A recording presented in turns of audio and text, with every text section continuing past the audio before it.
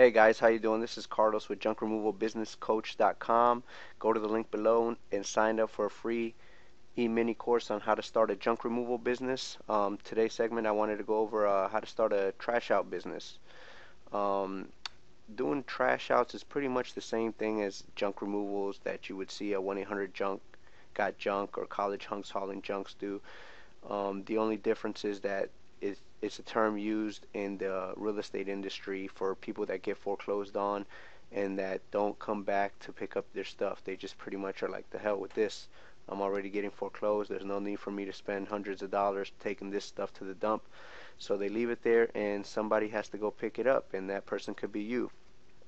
Um, One of the main differences is that with the just traditional junk removal, dealing with homeowners and um, people like that, their stuff is usually bulkier and easier to get to than most trash outs. More trash outs, you're really going to have to go in the house and bag a lot of stuff in the kitchen.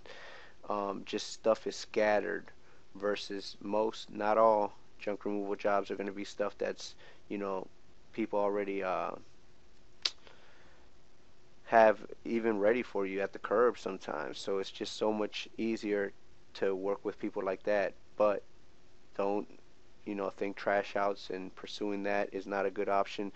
I personally, I do both. I obviously like working with residential people and contractors and people like that, just because of the job. The time spent for the money that you get is just way greater return than focusing with trash outs. Another thing um, that I don't like about the trash out business is when you work with realtors and or property preservation companies, they're going to want you to do a bunch of other tasks that's tedious and it may not be the core of what you want to focus on, like changing locks. They pay you like 20 bucks. You got to buy the material. You end up making like 5 bucks. Cutting grass, you know, winterizing homes, things like that. There's nothing wrong with it if that's what you want to do. If you want to do property preservation and do the trash outs and handle all those other tasks, that's fine. Just know that in order to make really great money, no matter what people tell you, your ass is going to be working night and day. If you want to be making $10,000, $12,000 a month, you got to put in a lot of hours. If you go out there and talk to people on the field that make that kind of money and they're small, they don't have a lot of money, a lot of resources, and it's just them and somebody else, they work night and day. Plus, you got timelines that they force you to meet, take pictures, all this, little extra work for the minimal pay that they pay you is just not worth it. As opposed to just focusing on working with realtors that you let them know up front, look, what we specialize in is trash outs, especially the bigger the better. And then working also with residential clients, getting a website, getting traffic from Google, Angie's List, working with people that move in and out of homes where jobs are just a lot easier, a lot quicker. You focus on that thing and you keep it moving versus going to a house, having to cut their grass, getting on a weekly schedule, sending them invoices and having to wait weeks, sometimes even months, just to get reimbursed. Okay, so be careful, people making it seem like, oh, do the trash out business and, you're going to become rich and you're going to make all this money. The people that make a lot of money, number one, have a lot of crews. So if you're just starting out and you don't got a lot of resources and money to pay people until you get reimbursed, that's not really a good option. So don't get fooled of people's bank accounts showing you 20, 30, $40,000 a month. Yeah, they got a lot of people underneath them, and it's not easy.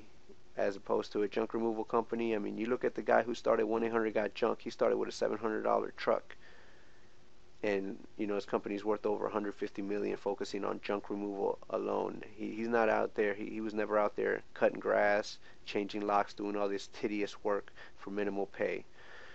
Um, so that's what I wanted to let you guys know. It's not as easy as people make it sound. Make sure you stick with the trash out. Should be just one portion of how you run your junk removal business. It shouldn't be your main focus. Um, it should just be one part. Another reason it should just be one part is because of the economy. People are like, oh, the economy is bad, this, that, and the other. We have a lot of foreclosures. So that's why you should be doing trash outs. But when the market turns, and it will turn, there's not going to be those kind of works. You better already have other types of trash out related work and junk removal that you're going to be receiving, so you don't have to deal with, worrying about when the market turns on you. Okay, so I've got a couple resources right here. If you do want to do trash outs and do all that other stuff, here's a couple websites. This is fieldassets.com. They're one of the biggest property preservation companies that you sign up as a vendor in order to get work from them. Go to their website. It's right here.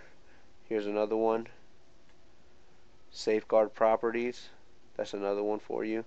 That's what you choose to do. And here's Safe Harbor Field Services. And look, initial services. You want rekey, lockout, board up. I mean, they want you to do a bunch of crap in order to get the trash out business from them.